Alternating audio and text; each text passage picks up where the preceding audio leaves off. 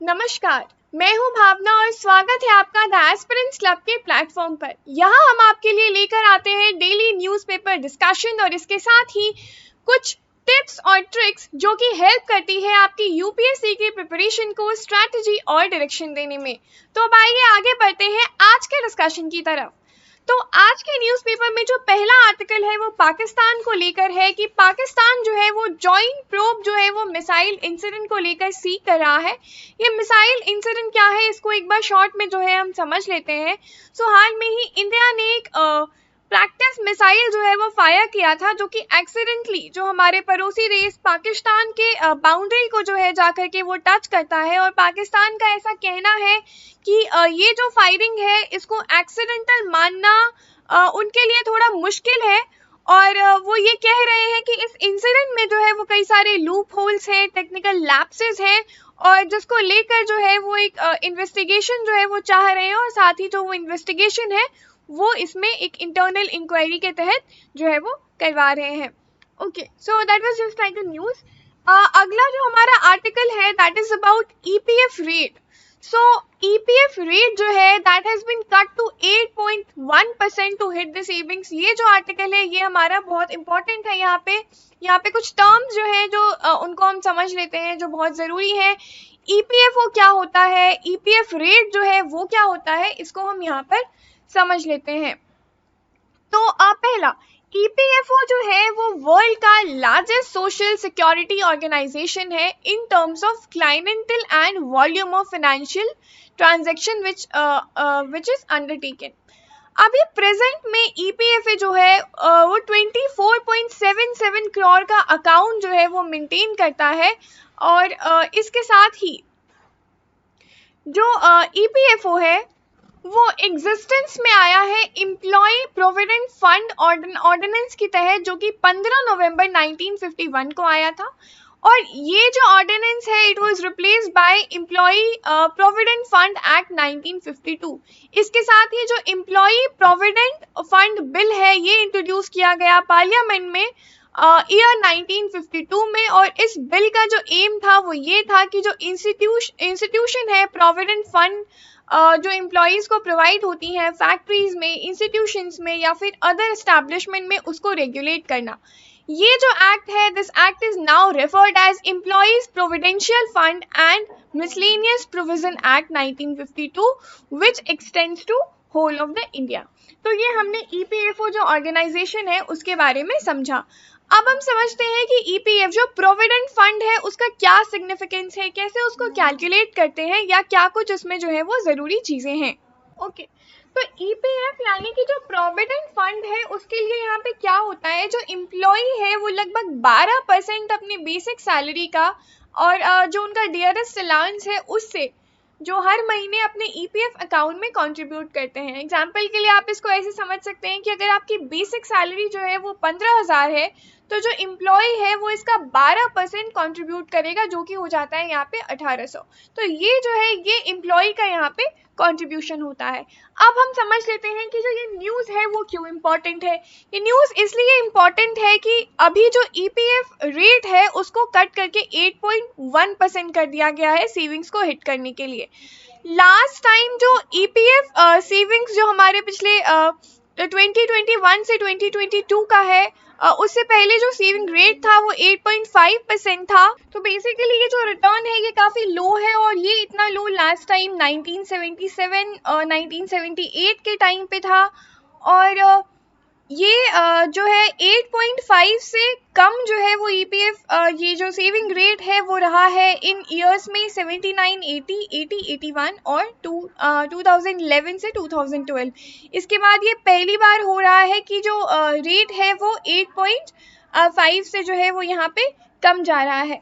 अब ईपीएफओ जो central board of trustee है ईपीएफओ के which is chaired by the labour and employment ministry, उनका यहाँ पे ये कहना है कि ईपीएफ रेट जो है इस टाइम पे जो वहाँ पे हम जो इसमें कट कर रहे हैं वो इसलिए है क्योंकि जो इन्फ्लेमेशन है वो यहाँ पे सर्च कर रहा है जिसकी वजह से जो ईपीएफ रेट है ऐसे टाइम पे ईपीएफ रेट को कट करना जो है एक क्रिटिसिज्म का मुद्दा यहाँ पे बन जाता है, क्योंकि इस टाइम पे हम देख रहे हैं कि जो रशिया यूक्रेन क्राइसिस है उसकी वजह से क्रूड ऑयल के प्राइसेस बढ़ रहे हैं, साथ में ही जो सैंक्शंस है जिसकी वजह से एक्सपोर्ट मार्केट काफ़ी ज़्यादा इम्पैक्ट हुआ है। तो जो हमारे मटेरियल्स है या फिर जो मटेरियल गुड्स है उनका ट्रांजैक्शन काफ़ी मुश्किल हुआ है, जिसकी वजह से जो इन्फ्लेशन रेट है वो यहाँ पे बढ़ता हुआ दिखाई दे रहा है। और ऐसी परिस्थिति में अगर ईपीएफ रेट जो है उसमें अगर कट होता है, लोगों की सेविंग्स जो हैं वो यहाँ पे हिट होंगी इसकी वजह से। तो इसकी वजह से जो ईपीएफओ के सेंट्रल बोर्ड ऑफ ट्रस्टीज़ हैं उनको काफ़ी क्रिटिसिज्म का सामना जो है वो यहाँ पे करना पड़ रहा है। और साथ ही ये भी कहा जा रहा है कि जो ईपीएफओ रेट है उसको एटलीस्ट 8.5% तक तो रिटर्न उसका रिटेन किया जाना चाहिए। तो ये था इस आर्टिकल के बारे में। अगला जो आर्टिकल है वो हमारा सेंसस के इन्यूमरेशन के ऊपर है। सो हाल में ही जो यूनियन गवर्नमेंट है उन्होंने सेंसस रूल जो थे जो 1990 में फ्रेम किए गए थे, जो कि अलाउ करते हैं कि जो डिटेल्स हैं उनको कैप्चर किया जा सके, उसको थोड़ा सा अमेंड किया है ताकि जो डिटेल्स हैं उनको इलेक्ट्रॉनिक फॉर्मेट में जो है हम वो स्टोर कर सके, और साथ ही सेल्फ इन्यूमरेशन जो है उसको इनेबल किया जा सके जो रिस्पोंडेंट्स हैं उनके द्वारा। ओके, तो ये जो चीज़ है ये यहाँ पे समझना ज़रूरी है। इसके साथ ही जो पहला फेज़ था सेंसस 2021 का वो भी यहाँ पे अपडेट किया जाएगा एनपीआर यानी कि नेशनल पॉपुलेशन रजिस्टर के द्वारा, which was happened in 2021 but it was earlier scheduled in April-September 2020 but then it was postponed and it happened in 2021। इसके साथ ही जो सेकेंड फेज है पॉपुलेशन इनमरेशन का इसको ये भी जो है ये फिनिश किया गया था, ये कंक्लूड किया गया था मार्च 2021 में। तो this was the new amendment that was done with the census self in perspective of census self enumeration, ये हमने यहाँ पे देखा। ओके, तो अब आते हैं हम अपने अगले आर्टिकल की तरफ, जो एक स्कीम की वजह से यहाँ पे बहुत इंपॉर्टेंट हो जाता है कि चाइना बॉर्डर, जो चाइनीज बॉर्डर है उसके आसपास जो विलेजेस हैं उनको टूरिज्म के पर्सपेक्टिव से जो है देखा जा रहा है और उनको इस तरीके से ओपन किया गया है।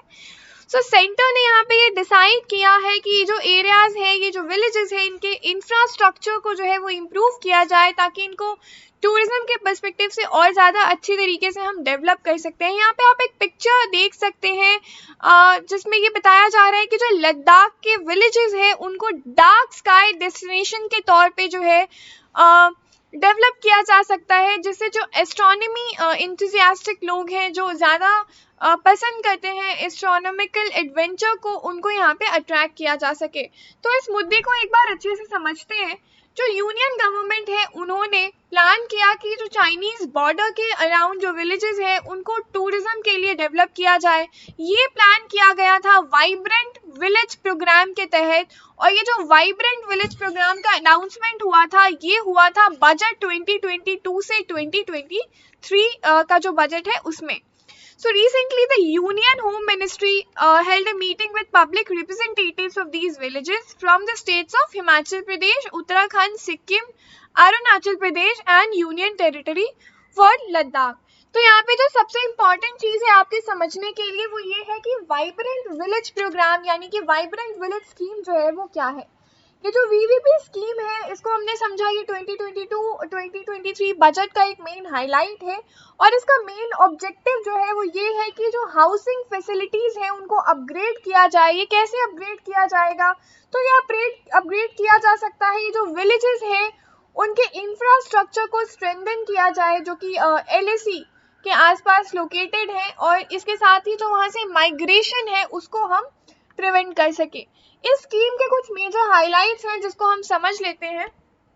So under this scheme the construction of residential and tourist centers along with that road connectivity and development of decentralized renewable energy sources will be done, और इसके साथ ही direct access of Doordarshan and education related channels will be provided to the homes and support will be given for their livelihood. इसके साथ ही it can be noted that China has developed model villages in the border areas of Bhutan and Nepal along with India in the last few years. So this scheme of India can be seen as a response to these model villages. तो ये जो है ये कुछ major highlights थे इसके जिसको कि हम यहाँ पे समझ सकते। तो अगर एक रिपोर्ट की माने दिसंबर 2021 में एक parliamentary committee of home affairs के द्वारा एक रिपोर्ट जो है वो जारी किया गया जिसका ये कहना है कि जो ज़ीरो बॉर्डर एरियाज में जो विलेजेस हैं स्पेशली लद्दाख में जैसे कि चुमार हो गया, देमचौक हो गया, उनको इलेक्ट्रीफाई किया जाए और यहाँ से जो माइग्रेशन है लोगों का हम उसको स्टॉप कर सकते हैं।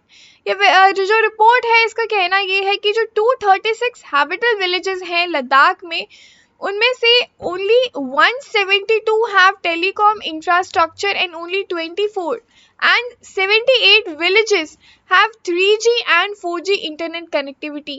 तो ये कुछ चीज़ें हैं जिनको हम वहाँ पे इंस्टॉल कर सकते हैं जिससे कि जो लोगों का माइग्रेशन है उन विलेजेस से वो रुक जाएगा।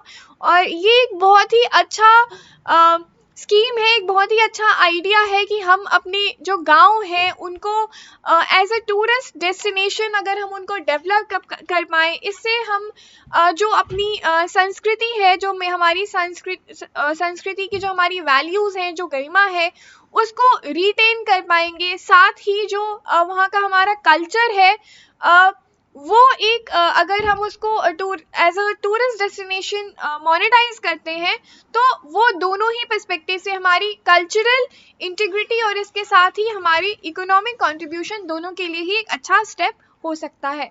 सो इस आर्टिकल में बस इतना ही। आगे बढ़ते हैं अगले आर्टिकल की तरफ। तो अगर आप स्क्रॉल करेंगे ओके यस, तो हम पेज नंबर 5 पे आते हैं जो कि डील करता है स्टेट न्यूज़ से। not page number 5 exactly, it's page number 8। हाँ, so अगर आप पेज नंबर 8 पे आते हैं जो कि स्टेट न्यूज़ से डील करता है तो एक आर्टिकल आप यहाँ पे देख सकते हैं that is about Kerala. So Kerala tops in maternal child health. तो मैटरनल चाइल्ड हेल्थ क्या होता है, मैटरनल मोर्टालिटी रेशियो क्या होता है, इन चीज़ों को हम समझेंगे। इसके साथ ही जो मैटरनल मोर्टालिटी रेशियो है उससे रिलेटेड क्या इनिशिएटिव्स लिए गए हैं उन चीज़ों को हम समझेंगे। और जो हमारा यहाँ पे इशू है वो ये है, जो याद हम रख सकते हैं वो ये है कि जो MMR रेशियो है उसमें इस बार केरला ने टॉप किया है।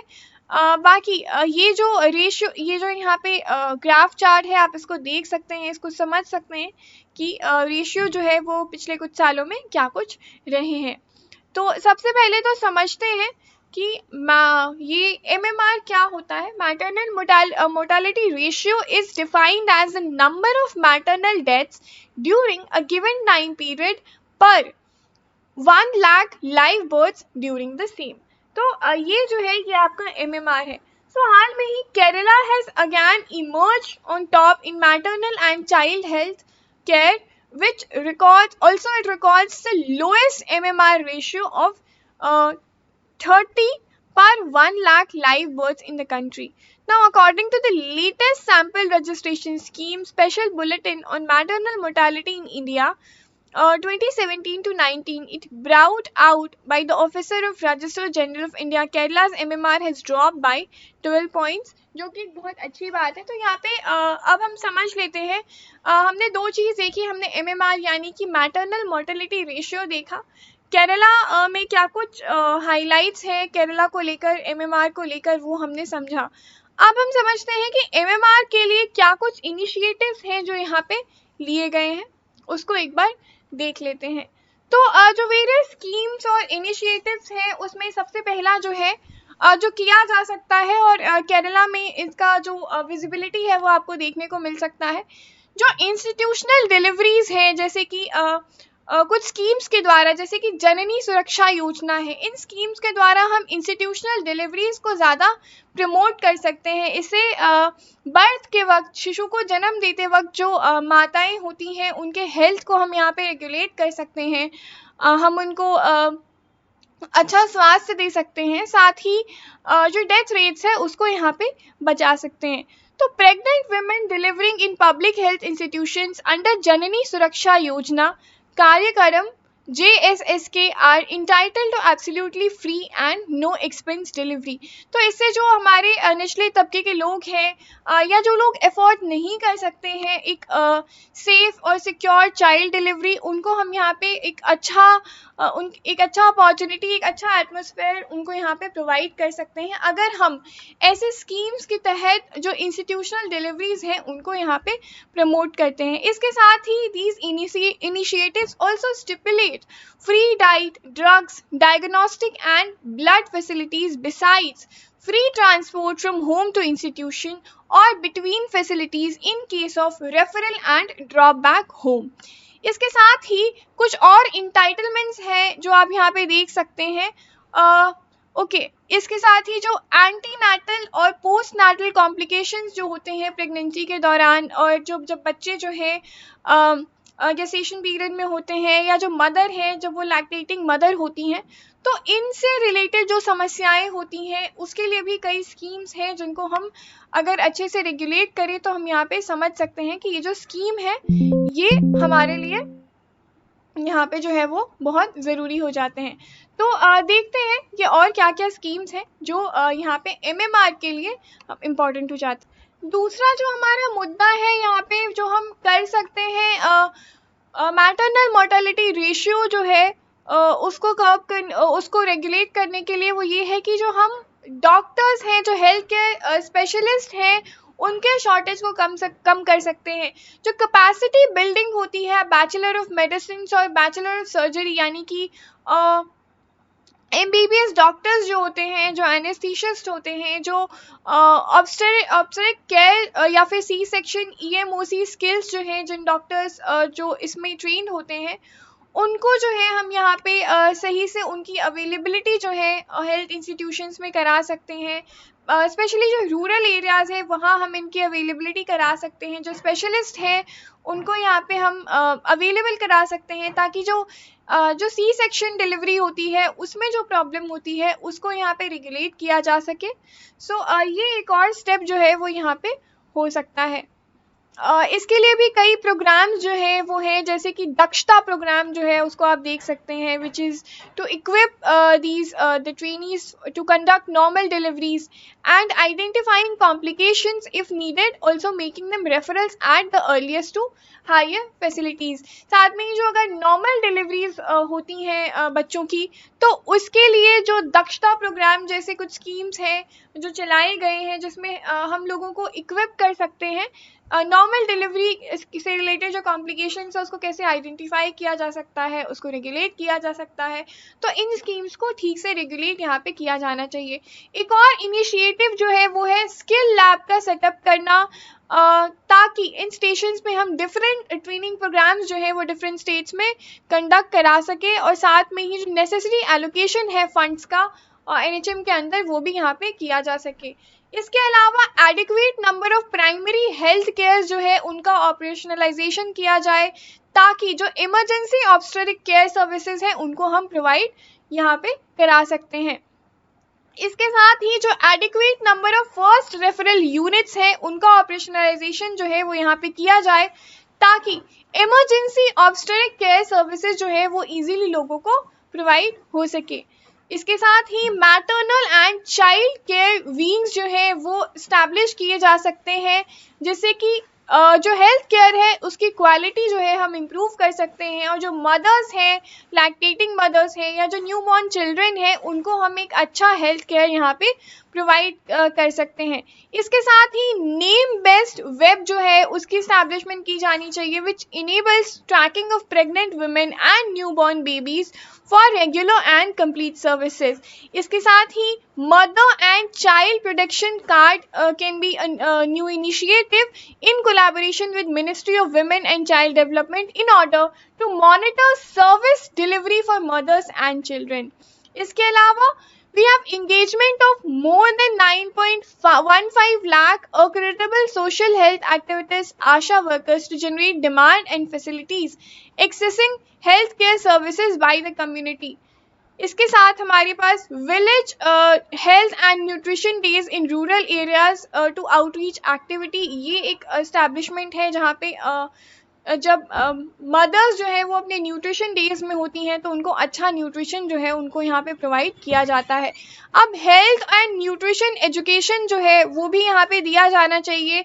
ये हम इनफॉर्मल एजुकेशन के थ्रू मदर को दे सकते हैं, क्योंकि जब लैक्टेटिंग मदर होती हैं या जो प्रेग्नेंट लेडीज़ होती हैं उनको बहुत तरह के चेंजेस होते हैं, उनकी बॉडी में होता है। ये हार्मोनल चेंज हो सकता है, ये बिहेवियरल चेंज हो सकता है। तो इससे रिलेटेड जो जानकारी है वो इनफॉर्मल एजुकेशन के तहत यहाँ पे दिया जा सकता है। इसके साथ ही distribution of long lasting insecticide nets and insecticide treated beds to prevent the problem of जो ये इंसेक्ट से रिलेटेड प्रॉब्लम होती हैं रूरल एरियाज़ में, उसके लिए हम नेट्स वगैरह जो है वो उनको प्रोवाइड करा सकते हैं ताकि दोनों ही मदर और चाइल्ड जो है वो सेफ रह सके। तो ये कुछ इनिशिएटिव्स रही हैं जो ली गई हैं, और कुछ और इनिशिएटिव्स जो ली जा सकती हैं जिनके बारे में हमने बात की। ये एक इम्पॉर्टेंट न्यूज़ था जिसको हमने समझा। क्या इनिशिएटिव्स हैं उसको हमने देखा, और क्या इनिशिएटिव्स ली जा सकती हैं इसको भी हमने समझा। MMR को हमने समझा, और इसके साथ हमने ये भी समझा कि केरला जो है वो मैटरनल और चाइल्ड हेल्थ के मामले में जो है वो यहाँ पे टॉप करता हुआ आपको दिखाई देता है। और केरला बेस्ड मॉडल जो है वो दूसरे स्टेट्स को भी अडॉप्ट करना चाहिए ताकि मैटरनल और चाइल्ड हेल्थ से रिलेटेड जो प्रॉब्लम्स हैं हम उनको रेगुलेट कर सकें, उनको कर्व कर सकें। तो हम आगे बढ़ते हैं हम अपने अगले आर्टिकल की तरफ, which is again about the Kerala government opposes center's stance on HLL disinvestment। तो इसको हम एक बार पूरा इस मामले को अच्छे से समझ लेते हैं। So recently, the HLL Life Care Limited land was acquired and handed over to the center by the state government for setting up a specific project। अब यहाँ पे स्टेट गवर्नमेंट का ये कहना है कि चलो लैंड तो अक्वायर कर लिया गया, लेकिन अगर सेंटर जो है वो HLL लाइफ केयर को रिटेल नहीं करना चाहती है एज अ गवर्नमेंट एंटिटी, तो it should be given to state government, ताकि उनके पास जो है ये ऑप्शन हो कि उसको पब्लिक सेक्टर के अंदर रिटेन किया जा सके, PSU के अंदर स्टेट के द्वारा जो है वो रिटेन किया जा सके। अब जो HLL लाइफ केयर का जो लैंड और एसेट है केरला में, that may be handed to state government here, or the state may be permitted to participate in an expression of interest process and a request for proposal process to disinvestment for the land। तो ये यहाँ पे Kerala government का instance था centre के ऊपर, जिसको कि हमने समझा। ओके और साथ में ही जो केरला गवर्नमेंट है उनका ये भी कहना है कि it is unconstitutional to bar the state from open bidding. तो ये इस आर्टिकल के कुछ इंपॉर्टेंट पहलू थे जिसको कि हमने देखा। अब आगे बढ़ते हैं अगले आर्टिकल की तरफ, जो कि पेज नंबर 9 पे अगर आप देखते हैं और आप स्क्रॉल करते हैं तो यहाँ पे जापान के जो PM है he is focusing on quad stand on Ukraine. So recently during his visit Japan के जो PM है he is planned a visit on March 19। तो कुछ चीज़ें जो है जो इस विजिट के हाइलाइट्स हैं जो प्लान्ड हैं जिनको हम एक बार यहाँ पे समझ लेते हैं। The visit is expected to include a broad range of discussion which includes urgent international concerns and of course Russia Ukraine का जो कंसर्न है, इंडिया का जो स्टैंड है, जो क्वाड मेंबर्स का स्टैंड है। क्वाड मेंबरशिप हमने कई बार डिस्कस किया है, जो क्वाड कंट्रीज़ हैं वो कौन कौन सी हैं हमने डिस्कस किया है। ओके एक बार तो शॉर्ट में समझ लेते हैं क्वाड सिक्योरिटी डायलॉग को। सो बेसिकली 4 कंट्रीज़ हैं, US, इंडिया, जापान और ऑस्ट्रेलिया, जो कि क्वाड स्ट्रैटेजिक सिक्योरिटी डायलॉग के जो हैं वो यहाँ पे पार्ट रहे हैं। तो अब यहाँ पे मुद्दा क्या है, जो जापान के PM है वो अपने विजिट में उन्होंने कुछ चीज़ें प्लान की हैं जिसके बारे में डिस्कशन होगा। तो पहला जो है वो इंटरनेशनल कंसर्न है, उसके अलावा कुछ डीलीड प्रोजेक्ट्स हैं जो कि अंडर प्रोसेस है, इसके बारे में डिस्कशन की जाएगी, जिसमें कि Mumbai Ahmedabad bullet train project जो है वो एक इम्पॉर्टेंट मुद्दा है। बुलेट ट्रेन प्रोजेक्ट जो है वो इनाग्रेट किया गया था 2017 में फॉर्मर जापानीज PM शिंजो एबे के द्वारा, और साथ में ही हमारे जो प्राइम मिनिस्टर हैं मोदी जी उनके द्वारा। हालांकि जो प्रोजेक्ट है ये लार्जली लोन्स पे भी फंडेड है, जो कि जापान का जो इंटरनेशनल कोऑपरेशन एजेंसी है GICA उसके द्वारा जो फंडिंग है वो आ रही है। और इसके साथ ही 2022 में इसको कंप्लीट किया जाना है। और now this is the time when India will be celebrating its 75th independence day anniversary. So ये जो है ये भी एक डिस्कशन का जो है वो पार्ट होने वाला है। जो डाइवर्जेंट पोजीशंस हैं वो क्या क्या हैं उनको हम एक बार देखते हैं यहाँ पे। तो सबसे पहले हमें ये यहाँ पे समझना ज़रूरी है कि फोकस जो है इस विजिट का वो रेल प्रोजेक्ट पे ज़रूर होगा, और इसके साथ ही कुछ जो बायलैटरल एग्रीमेंट्स हैं इंडिया और जापान के बीच में वो भी एक्सपेक्टेड है कि डिस्कस किए जाएंगे।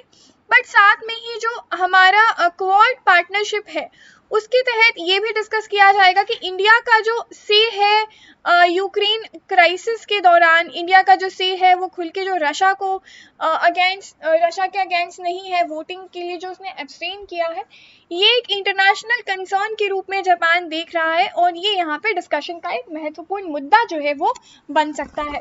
तो ये इस आर्टिकल में कुछ चीज़ें हैं जो हमने डिस्कस की। अब आगे बढ़ते हैं अगले आर्टिकल की तरफ।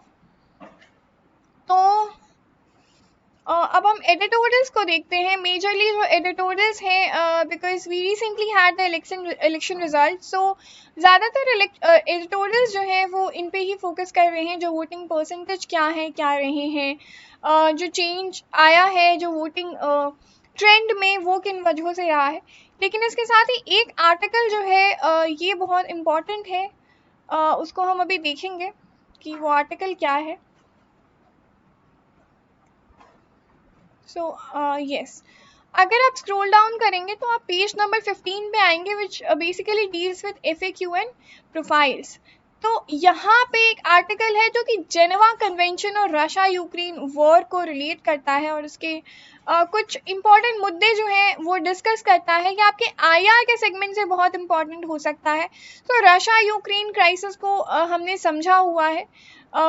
शॉर्ट में अगर आप इस स्टोरी को समझना चाहें तो रशिया का जो आर्म्ड इन्वेजन है यूक्रेन पे वो 24 फरवरी को स्टार्ट हुआ। क्यों हुआ, कैसे हुआ, वो हमने देखा है कि कैसे रशिया ने इन्वेड किया। जो उनके ईस्टर्न बाउंड्रीज पे जो प्लेसेस थे डोनेट्स्क, लुहांस्क, उनको ब्रेक अवे रीजन जो है वो डिक्लेयर किया। वॉर अभी तक कंटिन्यू है, काफ़ी सारी तबाही, काफ़ी सारा डिसरप्शन जो है वो हम देख चुके हैं। अब इस कॉन्टेक्स्ट में जेनेवा कन्वेंशन क्या रोल प्ले करता है उसको देखते हैं। पहले तो जेनेवा कन्वेंशन क्या है। जेनेवा कन्वेंशन जो है वो एक सीरीज ऑफ ट्रीटाइजेस है जो कि सिविलियंस, प्रिजनर्स और प्रिजनर ऑफ वॉर और सोल्जर्स जो कि अदरवाइज रेंडर्ड HORs जो होते हैं उनको उनके बारे में यहाँ पे डिस्कस करता है। सो जेनेवा कन्वेंशन जो है वो फॉर्मलाइज हुआ था 1949 में, और इसके साथ ही 3 जो एडिशनल प्रोटोकॉल्स हैं जो इसके साथ आते हैं, which was accepted as ethical, legal, international standards for humanitarian treatment of those impacted by war। तो इन लोगों से रिलेटेड जो भी एथिकल या फिर लीगल कंसर्न्स होते हैं इनको जेनेवा कन्वेंशन जो है वो, तो इसके कुछ मेजर हाइलाइट्स हैं वो देखते हैं। तो जो पहला जेनेवा कन्वेंशन है that protects wounded and sick soldiers on land during the war. This convention extends to medical and religious personnel, medical units and medical transport. अब जो सेकेंड जेनेवा कन्वेंशन है that protects wounded, sick and shipwrecked military personnel at the sea during the war. So पहला जो Geneva convention है वो generally land assistance के लिए है वॉर के दौरान जो भी है। दूसरा जो है वो जो हमारा शिप रेग या फिर सी रूट से जो भी डिस्ट्रप्शन हुए हैं वहाँ पे जो असिस्टेंस है उससे रिलेटेड जो इश्यूज हैं, सेकेंड जेनेवा कन्वेंशन वहाँ पे जो है वो प्रोटेक्ट करता है वुंडेड और जो सिक मिलिट्री पर्सनल्स हैं उनको। जो तीसरा जेनेवा कन्वेंशन है it applies to prisoners of war included a wide range of general protections under such as humane treatment, maintenance and equality across prisoners, condition of captivity, questioning and evacuation of prisoners। जो तीसरा convention है वो prisoners के बारे में है कि prisoners किस कंडीशन में उनको रखा जाना चाहिए, उनके लिए क्या कुछ कोड्स होना चाहिए, क्या कुछ कंडीशंस ऑफ कैप्टिविटी होनी चाहिए, क्या मेडिकल या फिर क्या मेंटेनेंस फैसिलिटेशन उनको दिए जाने चाहिए, उसको डील करता है हमारा थर्ड जेनेवा कन्वेंशन। जो फोर्थ जेनेवा कन्वेंशन है, it mostly applies to invasion of Ukraine by Russian military forces and it tries to protect the civilians। यहाँ पे जो सिविलियंस को लेकर जो भी इश्यूज हैं वो इस फोर्थ जेनेवा कन्वेंशन में डील किया जा सकता है, और ये अभी अप्लाई किया जा सकता है जो यूक्रेन रशिया क्राइसिस है उसमें, कि जो रशिया का इन्वेजन है मिलिट्री फोर्सेस के द्वारा, जो यूक्रेन में जो इन्वेजन है उसकी वजह से जो सिविलियंस या किसी भी वॉर में जो सिविलियंस को नुकसान होता है, सिविलियंस क्या कुछ परेशानियां वहाँ पे फेस करते हैं, इसको फोर्थ जेनेवा कन्वेंशन के अंडर जो है वो हम डील कर सकते हैं। इसके साथ ही जो कुछ एडिशनल प्रोटोकॉल्स हैं फोर्थ जेनेवा कन्वेंशन में, जो कि general protection of population against certain consequences of war, conducts of hostilities, या फिर इसके साथ ही status and treatment of protected people, distinguishing between the situation of foreigners on the territories and parties of conflict and the civilians। So basically ये भी civilians को relate करता है, but इसके अंदर कुछ special provisions हैं जो हमने समझा, जो वॉर के बाद के जो कंसिक्वेंसेस हैं या फिर जो हॉस्टिलिटीज के कंडक्ट हैं, इसके साथ ही जो प्रोटेक्टेड लोग हैं उनसे जो उनको क्या स्टेटस दिया जाना चाहिए या क्या ट्रीटमेंट उनको दिया जाना चाहिए, जो फॉरेन टेरिटरी से आए हुए जो पार्टीज हैं या फिर फॉरेनर्स हैं उनको कॉन्फ्लिक्ट के टाइम पे क्या ट्रीटमेंट दिया जाए, या उनकी ऑक्यूपाइड टेरिटरी में उनको क्या कंडीशन में, किस कंडीशन में रखा जाए, इसको जो है ये स्पेशल जो प्रोटोकॉल है 1977 वाला, ये जो है इनसे डील करता है। ओके, अब जेनेवा कन्वेंशन जो है उसको किन कंट्रीज ने साइन किया? तो Geneva convention have been ratified by 196 states which includes UN के जितने भी मेंबर स्टेट्स हैं उनको। तीन जो प्रोटोकॉल हैं they have been ratified by 174, 169 and 79 states respectively। हालांकि 2019 में ये यूक्रेन पे रशिया का जो वॉर है इसकी पॉसिबिलिटी को ऑलरेडी एंटिसिपेट किया जा चुका था, इसलिए Russia withdrew its declaration under Article 90 of Protocol 1 which states that the high contracting parties may at the time of signing, ratifying or acceding the protocol or at any other subsequent time declare that they recognize ipso facto and without special agreement in relation to any other high contracting party accepting the same obligation। अब Russia ने जो है वो यहाँ पे ये जो article 90 का प्रोटोकॉल 1 है उसको, उसके डिक्लेरेशन को विड्रॉ कर लिया था। अब यहाँ पे एक इप्सो फैक्टो एक टर्म आया है जिसको कि समझ लेते हैं वो क्या है। तो जो इप्सो फैक्टो है उसका डायरेक्ट मीनिंग होता है बाय द एक्ट ऑफ। इसको आप ऐसे समझ सकते हैं कि कोई भी स्टेट जो है वो इप्सो फैक्टो का यूज तब करता है जब वो ये शो करना चाहता है कि you have an ipso facto as a fact as an action, but at the same time you want to show that it is the direct consequence of another fact or action। ठीक है, जैसे कि आप यहाँ पे एक example ले लीजिए कि Peterson was born in Argentina and he ipso facto has a claim to Argentinian citizenship। अब इस एग्जाम्पल को अगर समझे तो ठीक है कि पीटर का सन जो है वो अर्जेंटीना में बॉर्न हुआ और इसीलिए by the fact of this particular thing that his son was born in Argentina he has by fact a claim for Argentinian citizenship. तो यहाँ पे रशिया ने यही किया कि इनके ही एक आर्टिकल को जो कि यहाँ पे बताता है कि हाई कॉन्ट्रैक्टिंग पार्टीज में at the time of signing, ratifying और acceding to the protocol declare that they recognise ipso facto, जो है यहाँ पे ये इसी फैक्ट को यहाँ पे डिक्लेयर करके इन्होंने अपना जो डिक्लेरेशन है उसको यहाँ पे विड्रॉ कर लिया। अब further the four conventions and the first two protocols of Geneva Convention were ratified by the Soviet Union, not Russia. Hence there is a risk of Russian government of the day disavowing any responsibility under the convention in toto। Okay, तो यहाँ पे हमने ये देखा कि जो पहले 4 convention हैं और जो पहले 2 प्रोटोकॉल हैं उनको सोवियत यूनियन के द्वारा रेटिफाई किया गया था, रशिया के द्वारा नहीं। बट 1991 में सोवियत यूनियन का इंटीग्रेशन हो गया, रशिया जो है अलग हो गया। तो यहाँ पे इस वजह से जो रशियन गवर्नमेंट है जिन्होंने वो किया है, उनके ऊपर ये रिस्पॉन्सिबिलिटी आ जाती है कि वो इस कन्वेंशन से जो है वो खुद को विड्रॉ कर ले।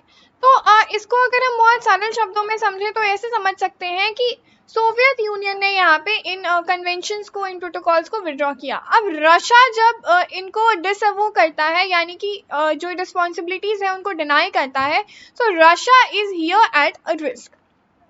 ठीक है, तो ये हमने समझ लिया। अब जो पोटेंशियल प्रोसिक्यूशन है इस कन्वेंशन में, जो स्टेप्स जो हैं जो लिए जाएंगे, उनके पोटेंशियल प्रोसिक्यूशन जो है वो क्या हो सकते हैं इस कन्वेंशन के अंतर्गत, इसको हम समझ लेते हैं। So under article 18 of Rome status of the ICC, यहाँ पे आईसीसी जो है वो क्या है, इसको एक बार देखते हैं।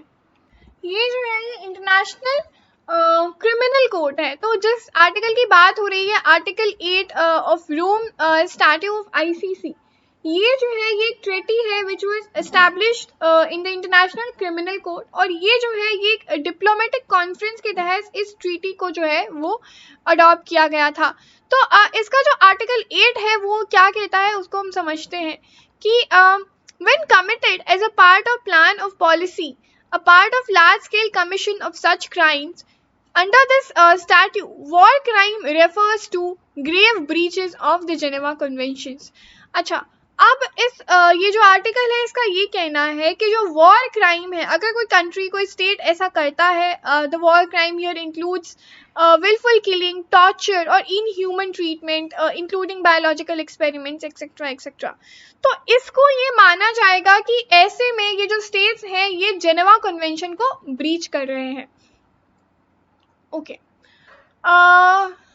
अब वॉर के यहाँ पे जो वॉर एविडेंसेस हैं उसके क्या कुछ एविडेंसेस हैं। तो इसके लिए जो यूएस वाइस प्रेसिडेंट है कमला हैरिस, इन्होंने एक इन्वेस्टिगेशन जो है जो रशिया का जो वॉर क्राइम है यूक्रेन में, इसको लेकर के जो है वो किया है।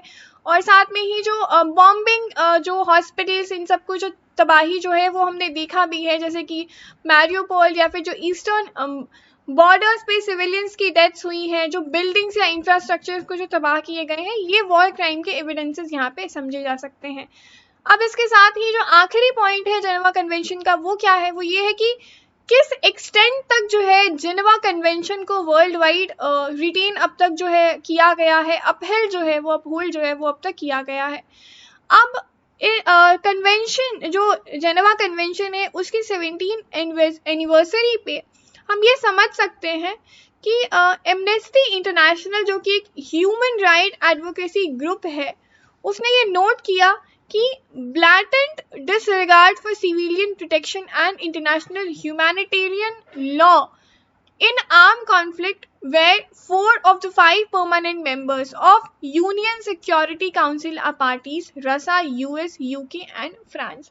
इनका ये कहना है कि जो ये रिपोर्ट है, जो कि एमनेस्टी इंटरनेशनल, जो कि एक ह्यूमन राइट एडवोकेसी ग्रुप है, उनका ये कहना है कि जो यूएन सिक्योरिटी के 5 में से जो 4 परमानेंट मेंबर हैं, सबसे ज़्यादा जो इस कन्वेंशन का डिसरिगार्ड जो है वो इनके द्वारा किया गया था। स्पेशली जो है वो एमनेस्टी ने ये कुछ एविडेंसेस जो हैं साइट किए हैं, जैसे कि यूएस लेड कोalition जो है वो सीरिया में जो बॉम्बिंग है उसको इन्होंने साइट किया है। साथ में ही जो रशिया का जो यूक्रेन पे इन्वेजन है वो आप देख ही सकते हैं। तो जेनेवा कन्वेंशन जो है उसको लेकर वर्ल्ड वाइड जो है वो डिसरिगार्ड भी रहा है। ये एक इम्पॉर्टेंट मुद्दा है यहाँ पे कंसिडर करने के लिए। जेनेवा कन्वेंशन आपके लिए क्यों इम्पॉर्टेंट है? आपके आईआर के सेगमेंट के पर्सपेक्टिव से अगर देखा जाए तो जेनेवा कन्वेंशन इम्पॉर्टेंट हो जाता है जो भी वॉर रिलेटेड क्राइम्स होते हैं या फिर उसके बाद जो वॉर प्रिजनर्स होते हैं, जो सिविलियंस होते हैं, उनके ट्रीटमेंट, उनके कंडीशनिंग से रिलेटेड जो कन्वेंशंस हैं वो आपको जेनेवा कन्वेंशंस में मिलते हैं। तो यहाँ पे ये आपका मेंस और प्रीलिम्स दोनों ही पर्सपेक्टिव से इम्पॉर्टेंट हो जाता है। जेनेवा कन्वेंशन 1, 2, 3, 4 और उनसे रिलेटेड जो भी प्रोटोकॉल्स थे उन्हें हमने देखा। इसके जो सिग्नेटरीज हैं जिन्होंने इस जेनेवा कन्वेंशन को साइन किया है, जो इसके रूल से एडहर करते हैं, उनको हमने देखा। इसके साथ ही रशिया और यूएसएसआर का जो यहाँ पे बाइफिकेशन था, उसको हमने देखा कि क्या रिस्क है, क्या स्टेप्स जो है वो लिए जा सकते हैं, वो हमने देखा। और इसके साथ ही जो जेनेवा कन्वेंशन है उसको लेकर के क्या कुछ अब तक पास में रहा है, उसको हमने समझा। तो इस पर्सपेक्टिव से ये जो आर्टिकल है ये आपके लिए इम्पॉर्टेंट हो जाता है, इसको आप समझ सकते हैं। बिजनेस सेक्शन में यहाँ पे हमारे पास एक आर्टिकल है जो कि एनएसई और आईबीजे के एली के बारे में है। So the national stock exchange of India limited (NSE) has tied up with India Bullion and Jewelers Association (IBJ) to start a domestic bullion spot exchange as per SEBI guidelines। तो ये as a news आप समझ सकते हैं, एक factual news है, prelims के लिए शायद आपके लिए इम्पोर्टेंट हो सकता है।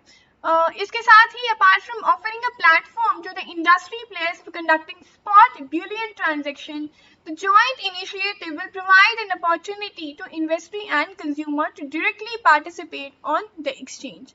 इसके साथ ही जो आईबीजे और एनएसई है, इन्होंने ये भी कहा कि they were already in advance discussion with the industry participation on closing the shareholding structure. The exchange shall bring efficiency as well as transparency in the price discovery of bullion, and at the same time it offer confidence to investors about the quality of metal which is being delivered through the exchange platform। तो यहाँ पे याद रखने वाली चीज़ ये है कि हाल में ही जो एनएसई है उन्होंने टाई अप किसके साथ किया है, आईबीजे यानी कि India Boolean and jewellers association के साथ। क्यों किया है? ताकि एक डोमेस्टिक बुलियन स्पॉट एक्सचेंज जो है वो अपने प्लेटफॉर्म के तहत जो है वो प्रोवाइड वो करा सकें, और ये जो है ये सीबी के गाइडलाइंस के तहत जो है वो किया जा रहा है। तो स्पोर्ट्स सेक्शन में I do not find anything significant today. या सो आज के लिए बस इतना ही। मिलते हैं कल फिर दोबारा। अगर आपको वीडियो अच्छा लगा तो आप प्लीज़ हमारे चैनल को लाइक कर सकते हैं, शेयर कर सकते हैं और सब्सक्राइब कर सकते हैं। साथ में जो बेल आइकन है आप उसको दबा सकते हैं ताकि जो भी अपडेट्स या फिर जो भी हम आपके लिए लाते हैं उसका नोटिफिकेशन आपको मिलता रहे। Thank you, have a nice day.